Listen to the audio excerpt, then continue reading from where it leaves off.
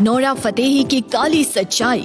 क्या आप जानते हैं नोरा फतेही के पीछे कितने लोग लात टपकाते हैं और नोरा फतेही किस कारण की वजह से कनाडा से बॉलीवुड इंडस्ट्री में आई और इसके पीछे की वजह क्या थी और नोरा फतेही एक रात के कितने पैसे लेती है और नोरा फतेही ने सुपरस्टार बनने के लिए ऐसा क्यों किया। नोरा फतेही आज इंडस्ट्री में बहुत ही आइकॉनिक सेलिब्रिटी बन चुकी है, लेकिन नोरा के लिए मुकाम हासिल कर पाना आसान बिल्कुल नहीं था। इस वीडियो में हम आपको नोरा के लाइफ और करियर से जुड़ी कुछ ऐसी बातें बताएंगे जो शायद आप नहीं जानते होंगे।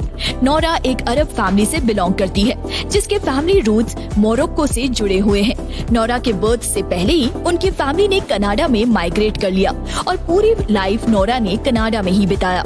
बचपन से ही नोरा को बॉलीवुड फिल्में देखना बहुत ज्यादा पसंद था और वहीं से उन्होंने रियलाइज किया कि एक हिंदी फिल्म में एक एक्ट्रेस को डांस भी करना चाहिए और एक्टिंग भी। जब भी नोरा घर पर एक्ट्रेस बनने की बात किया करती थी तो उनके पेरेंट्स उन्हें बहुत ही गुस्सा कर देते हैं और समझाते थे कि ऐसा काम हमारी फैमिली की लड़कियां नहीं करती। नोरा की फैमिली एंटरटेनमेंट दुनिया को लेकर बहुत कॉन्जर्वेटिव रही है, इसलिए नोरा ने कभी भी दोबारा अपनी फैमिली को अपने एम्बिशंस के बारे में नहीं बताया। नोरा ने डांस के लिए कभी भी प्रोफेशनल ट्रेनिंग नहीं ली है, बल्कि उन्होंने हमेशा टीवी देख देख कर ही डांस सीखा है। नोरा ने एक इंटरव्यू में बताया था कि वो डांस में बिल्कुल भी अच्छी नहीं थी, जिसके बाद उन्हें एक बड़े आर्ट स्कूल में स्कॉलरशिप भी ऑफर हुई और तब उनके लाइफ का ये सबसे बड़ा मूवमेंट था।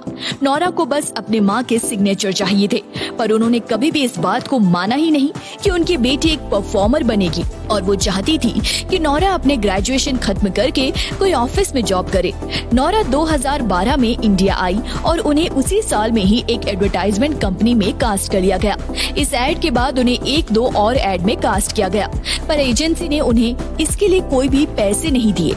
नोरा ने बताया कि उन्हें इस प्रोफेशन के बारे में ज्यादा नहीं पता था, तो एजेंसी के लोग इस बात का फायदा उठाते थे। नोरा को 20 लाख रुपए की पेमेंट की जानी थी, पर उनकी एजेंसी ने उन्हें वो पैसे भी नहीं दिए और उनका पासपोर्ट अपने पास ही रख लिया। एजेंसी को छोड़ने के बाद नोरा कई फिल्म के ऑडिशन देने जाया करती थी, पर उनकी कमजोर हिंदी को लेकर रिजेक्ट कर दिया जाता था और कई कास्टिंग डायरेक्टर उनका मजाक भी उड़ाते थे। एक कास्टिंग डायरेक्टर ने उन्हें ये भी कह दिया था कि तुम्हें अपनी कंट्री वापस चले जाना चाहिए, तुम जैसे लोग यहाँ बहुत है। फिर एक साल के स्ट्रगल के बाद 2014 में नोरा को एक adventure film raw tigress of the Sundarban में कास्ट किया गया था, जहां उन्हें एक इम्पोर्टेंट रोल में देखा गया, पर बॉक्स ऑफिस पर यह फिल्म फ्लॉप रही और नोरा को वो पॉपुलैरिटी नहीं मिल पाई जैसा उन्होंने इमेजिन किया था। इस फिल्म के बाद भी उनका स्ट्रगल चलता रहा और उन्हें फिल्म के हर ऑडिशन पर रिजेक्ट किया जाने लगा।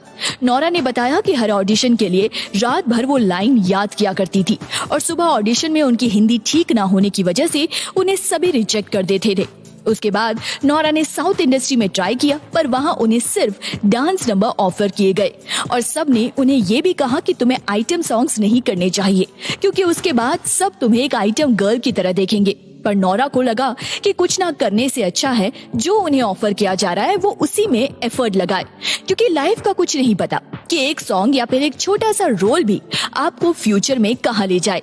साउथ की फिल्म टेम्पल में जब नोरा एक गाने में नजर आई तो उसके बाद से ही उन्हें कई और फिल्म्स में डांस नंबर में फीचर किया जाने लगा, जिसमें सबसे बड़ी फिल्म बाहुबली रही। उसके बाद नोरा को बिग बॉस सीजन 9 में as a wild card entry देखा गया और ऑडियंस ने भी उन्हें काफी पसंद किया। बिग बॉस के बाद नोरा ने झलक दिखला जा में एज अ कॉन्टेस्टेंट पार्टिसिपेट किया और वहां से नोरा को बॉलीवुड से ऑफर्स आने लगे।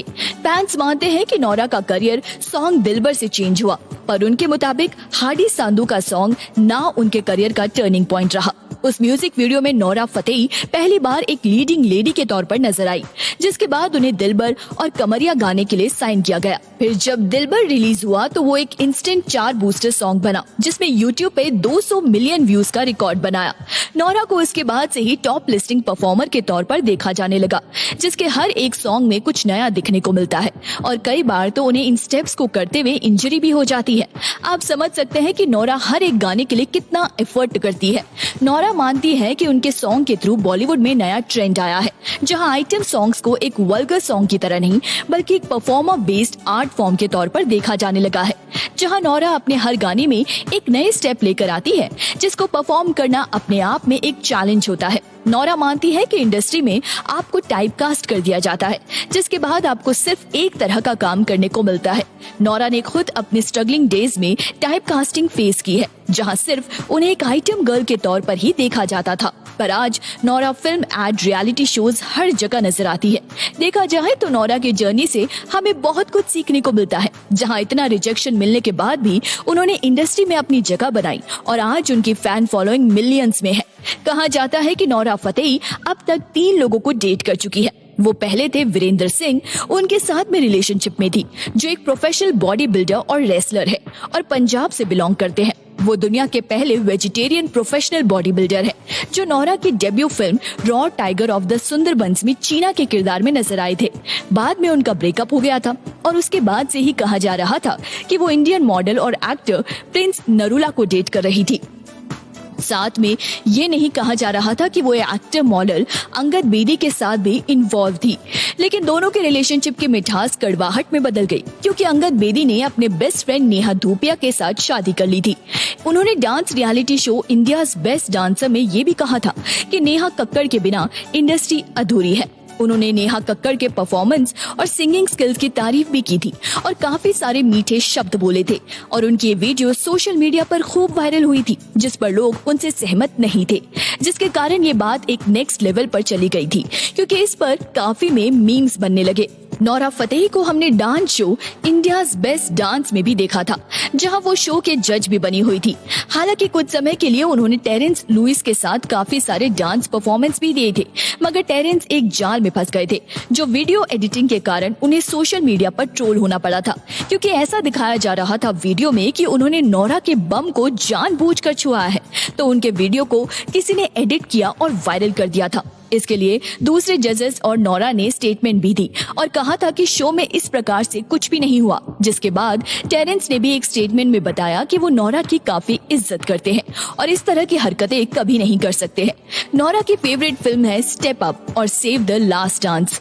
दोनों ही फिल्म्स डांस की थीम पर बेस्ड है और जब उन्हें फिल्म स्ट्रीट डांसर में एक रोल ऑफर किया गया तो उन्होंने फिल्म को उसी वक्त साइन कर लिया। फिल्म माई बर्थडे सॉन्ग में नोरा को as a lead actress cast किया गया। ये फिल्म एक साइकोलॉजिकल थ्रिलर है, जिसमें संजय सूरी नोरा के अपोजिट नजर आए हैं। माई बर्थडे सॉन्ग फिल्म ज्यादा पॉपुलर नहीं हुई और ये फिल्म आज भी बहुत अंडररेटेड है। नोरा बिलीव करती है कि वो एक बहुत अच्छी कॉमेडियन है और एक दिन वो किसी कॉमेडी फिल्म का पार्ट भी बनना चाहेंगी।